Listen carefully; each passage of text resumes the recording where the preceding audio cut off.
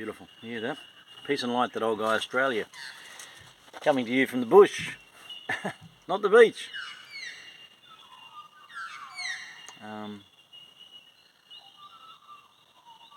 Oh, gorgeous magpie.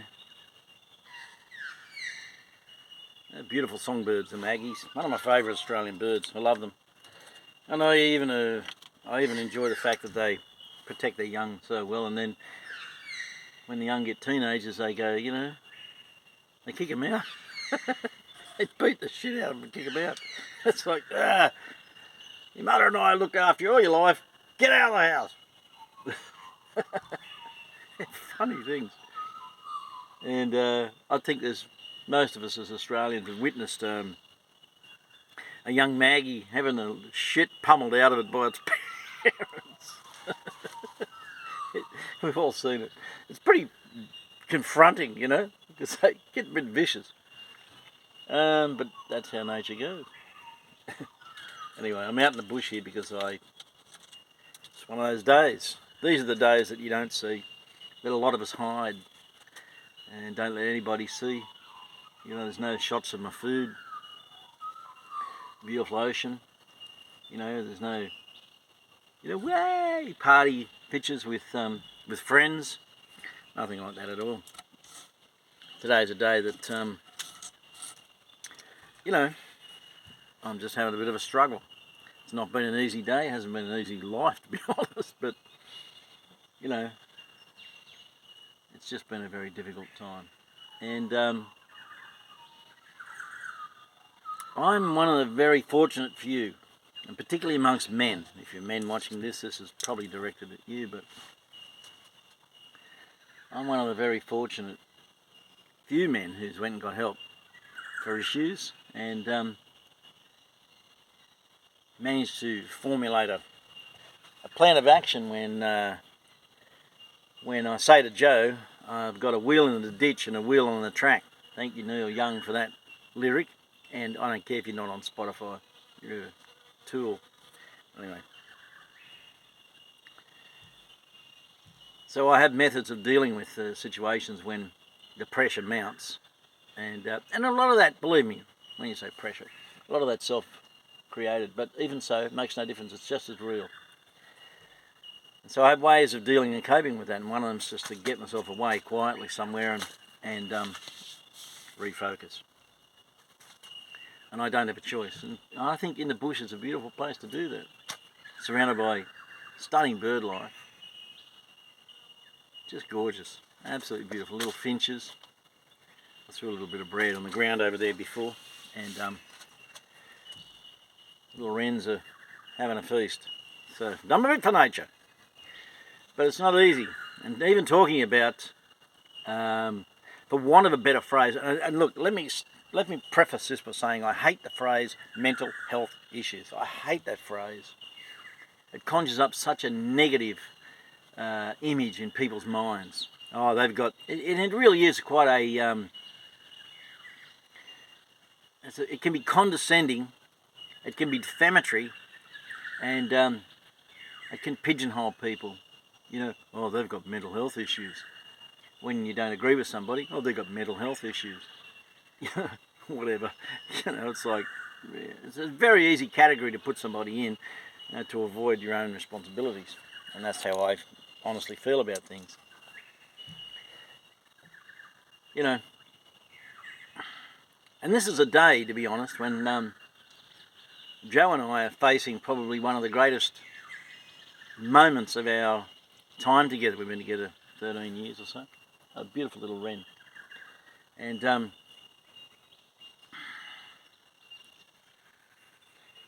you know, we're at a crossroad in life where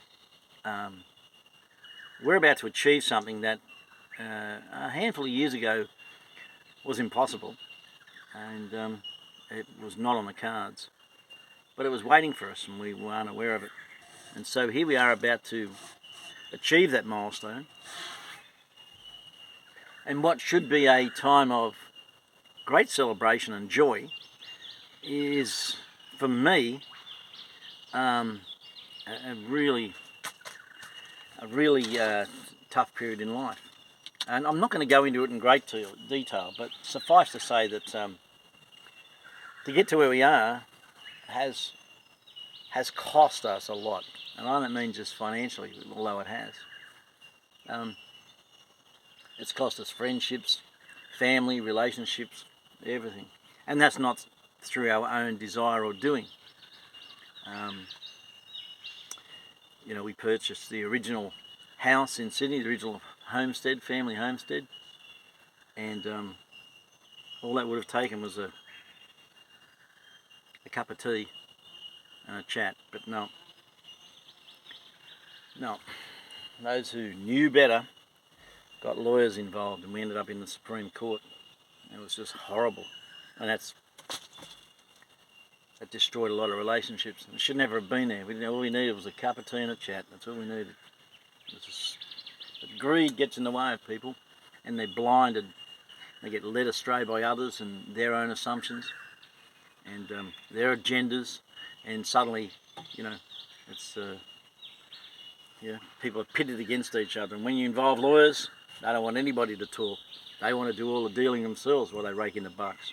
So here we are, many years later, and the old home's gone, and in its place stands this imposing duplex that we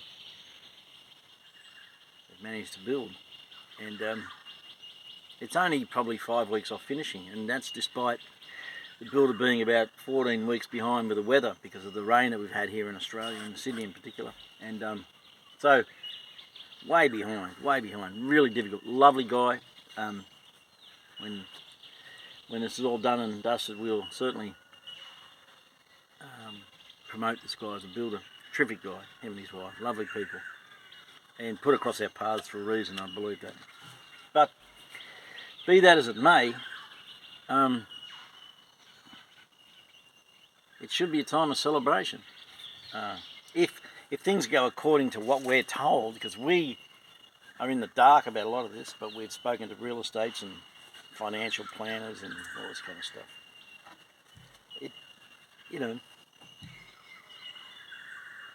This should be a moment when, look, to be honest, we end up quite wealthy people, even if it is for a brief period of time. Who knows what the world has in store? But that's how it's going to be, and that should be a moment of gratitude and rejoicing and thanks and everything else, and it will be, because we'll hold a pretty good party. The best party, we've already decided we're going to have the biggest party that we've ever had. It'll be a cracker. It'll be just a great party. But at the same time, there's a lot going on in our lives, and we can't share it with the people that we'd like to share it with because they've opted out of our lives, and we have, our own issues we're dealing with, and we've got family members going through stuff. We've got others that, think we're idiots and don't talk to us. And it's there's no John Boy Walton moment in this. There's no woohoo, cheers, the gang's all here. There's none of that. It's like it's very difficult to explain, and I think that's part of the issues with I'm going to say stress, but you know what I'm saying. And I think a lot of people let that get to them, and particularly men, and they struggle. They don't know how to deal with it, and that's the terrible situation we face in our education systems, which we know are all set up to, get women into the workforce and break down the family unit. We understand all that. If you don't understand it, then look, I can't help you. But the problem with our education system is it's arse up back to front. And so the things that we really need to be taught about life, the practicalities of life, we don't get taught at school. You don't. And you don't see enough of your parents for them to be able to instill in you the attributes and skills and the qualities that you probably should have. And so we have these generation after generation after generation of men, in particular, who lack the inabilities to deal with everything in life, just the average, everyday issues. So many men have depression, so many men have anger issues, so many men face situations with their family and their wives where they just have an absolute inability to resolve issues or to deal with issues or to find commonalities and reach goals. And this is not an uncommon problem. In fact, it's so prevalent in our society, and deliberately so, that it leads to the breakdown of many, many family units. In fact, we've got the highest marital breakdown status now in the world than we've ever had before, running around 58%. And that's just shocking. Oh, wow. So, I've come out into the bush because I can sit out here and I can listen to what's around me, and I centre myself, and I spend some time meditating and refocusing myself. I love that there's a Bible verse that talks about, not to worry, because look at the birds, not one of them go without. God looks after them. It's like it's okay. The premise of this is it's okay. Then you have a guy like the tax collector who, Jews hated him because he collected taxes for the Romans, and the Romans mocked him because they knew the Jews hated him. So, remember that story? And he went to see Jesus walking around, and Jesus had thousands and thousands and thousands of people following him, so the historian tells us. And so we had to climb a date palm to get a view, have a look. And in that throng of people, he was looking down at Jesus, And Jesus turned around and looked up at the date palm and pointed to him and said, "Come on down, mate. I'm pretty hungry. We're going to go to your place for lunch." Now, I'm going to paraphrase here, and I don't care. So don't go writing to me telling me I don't know my scripture. I'm not interested. The scriptural teaching I was taught was just one section of the wheel, which has helped maintain me and helped me get to where I am. So it's not my sole reliance. Sorry to disappoint you.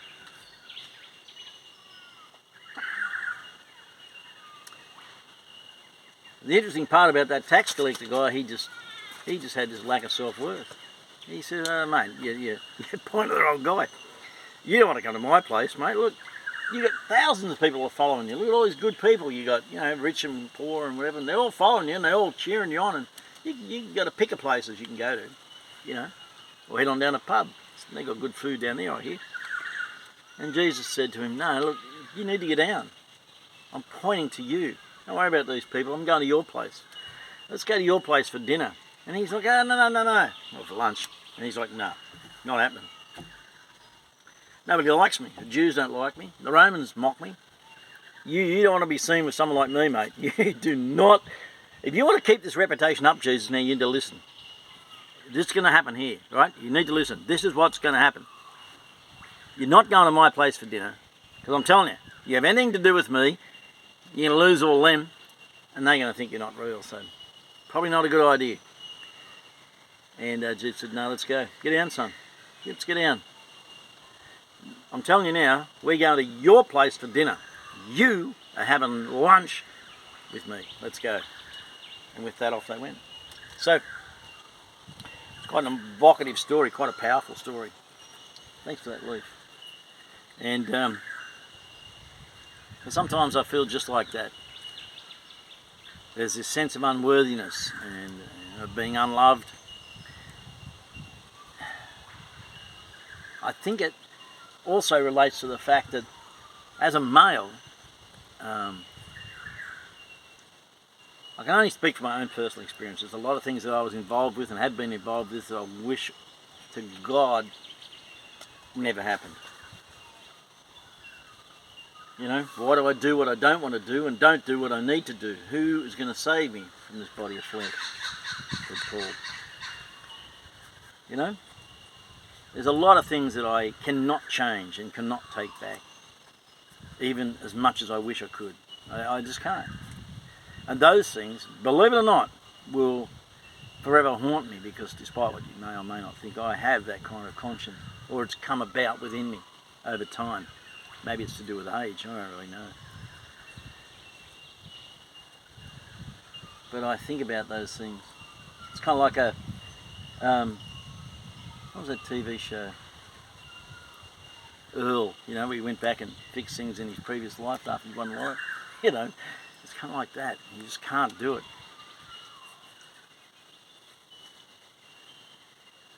So there's that.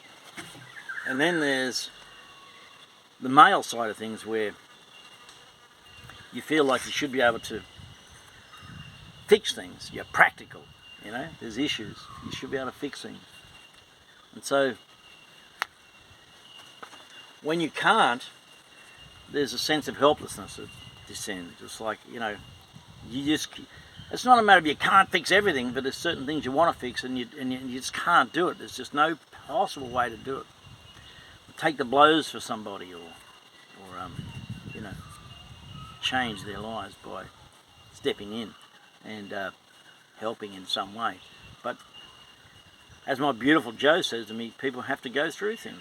As much as you don't like it or whatever, she has a different belief to me, and it's a beautiful belief that she has. And in a lot of ways it's the same. Their paths intersect, and in other areas they clash, but it doesn't matter. Jo's philosophy is a beautiful one. And like she said, you know, many people, they've just got to go through these things, and you've got no choice but to be helpless and stand back and just go hands off and let it happen. As much as it hurts you, they have to go through this. They'll never learn and grow if they don't. If you keep stepping in, or people keep stepping in and stopping this, then they don't learn, they don't grow. And as much as I understand that philosophy, and it makes a lot of sense, it's not that easy to do. It really isn't. So, this is where I've come to today, just to recollect my thoughts.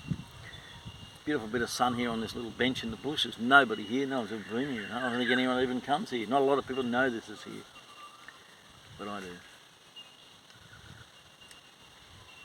You know, I can recharge here and head back into the day and smile and laugh and chat with people and expend the energy that I've accumulated. And that happens at night time I get home and I'm just exhausted. I really, really am. I've given and given and given all day to whoever. And I've kept my eyes out for people who want to talk or need to talk or something, you know. And that invariably comes up on a daily basis. And so you've got to be ready for that. You know, you just can't say, oh look, no, not today Charlie, I'm not in the mood, son. You've been put there for a purpose, and you really need to make sure that, you know, you have something to give people. So I have to fill, and that's a half of the problem with a lot of men. They try to fill their lives with all sorts of superfluous things, you know, whatever it might be. Things that build up their character or their love of themselves or their opinion of themselves. You know, for me it used to be golf. I'd go and play golf and I expected to play well, and when I did play well I felt pretty good about myself, you know, and it gave me my self-worth. I never understood self-worth or what it was or where it came from or why you needed it or how you got it or what you did with it when you got it or how you maintained it. I never really understood it at all. Not many men do. They don't think about self-worth. They just focusing outward rather than inward. And I think our society's done that to us. It's forced us into a situation where we can turn the TV on and laugh at everybody else's problems, watch other people bitch and snipe and feel better about yourself because you're not quite as bad as them, or at least you think. All the shows that are on TV are very, very negative. They pit people against each other in really ugly ways, and the uglier the better because that brings in the ratings. And people lap this shit up, not realising that it's cementing things within their own psyche and within the psyche of the entire society, deliberately, not realising what's going on, just think it's a bit of fun. You know, and I've watched men portray these very situations in their own lives, and I just sit there and think, well, wow. An example would be if you read self-help books for a full year, or you watched garbage real-life TV for a year. What do you think would lift you up? What do you think would change your life? What do you think would challenge you? what would be the beneficial, path to take. I mean, it's pretty obvious really when you think about it, but still. I know some great men. I really do. I know some wonderful men. I've got some friends in my life who they're just amazing people. Both men and women, but just talking to men. I've got some incredible men in my life who are just some of the most astonishing human beings. They really are. Brilliant, brilliant people. I'm so blessed to have them in my life. And they come from all different walks and backgrounds and beliefs, and none of them are the same. But, boy, oh boy, each and every single one of them shine, like an opal. Each and every one of them. And they're friends with me, That's just astonishing. It really, really is. I just, thank you for that one too. Falling off the tree. So I just want to encourage men today. I just think it's a day when I'm just at my lowest, not my lowest, but I'm at a low point, and just needed to recharge and get out here and be a bit more honest, not to show you all the uppity shit that goes on, and the woohoo, and the dinners and the parties and the whatever. Or maybe I'm just flat because the footy's over and the Rabbitohs didn't make the finals. That's right. When things get down, joke about it. Make a joke. Oh, you're always joking. Yeah, it's not that funny. Quite often it's not that funny. So peace and light from a rather demure old guy Australia. I've got a lot of balls in the air, juggling a lot of stuff. We're coming to a point where things are going to fall into place or shit themselves. And but the only thing shitting itself at the moment is me. It's like, that's what I meant to say. I was thinking about this before I did the video, and I meant to say this, and I apologise that I was going to end the video and I've remembered this a little bit. For me, and I wanted to say this to you, growing up, I lacked I had no sense of self-worth. I was highly academic at school, highly academic. And my mother, I was adopted, but my adopted mother, which the local peoples don't know here, and some people might watch this and learn a few things about me growing up here, but her hatred of me was palpable, and it came out in every single action she had, and right until the day she died. Yeah. Absolutely hated me. She never wanted a son because I had an adopted brother, didn't know that. And she wanted a daughter. And my pseudo parents fought about that. Were going to separate, in fact. Until my uncle came down from Sydney and convinced them to get another boy, which was me. Now I'm oblivious to all this, but I got to the house and was hated from the moment I walked in that door. Absolutely loathed, despised, hated, for nothing to do with me, nothing I'd ever done. And I was an academic, and I loved school. It was my respite, my peace away from the horrors that I experienced out there, the molestation, the abuse, the physical abuse, which was just on a scale that would see them in jail. You can watch my video if you go back on my YouTube channel, Why I Have Two Names, and you'll see it there. But the physical abuse in particular, and the mental abuse, was on a scale that was off the Richter, and people are unaware of it. I mean, wow, I couldn't even begin to tell you. The sexual abuse started when I was about 5, I guess, 4.5. No, I had to be at home on my own because my brother had gone to school. So anyway, it was just horrendous. And look, others have been through worse, so please don't feel sorry for me and think that I'm just, lost in my own sob story. It's not the case. But what it did cement in me, because I tried every time I'd have a test at school, if I didn't get 100% and I only got 99%, I would feel like a failure. I have to take those days you have to take your report cards home and your score, all that stuff. And And if it said 99%, then of course Mum would go, well, why'd you only get 99%? What did you get wrong? What was it you got wrong? It wasn't like, wow, that's great.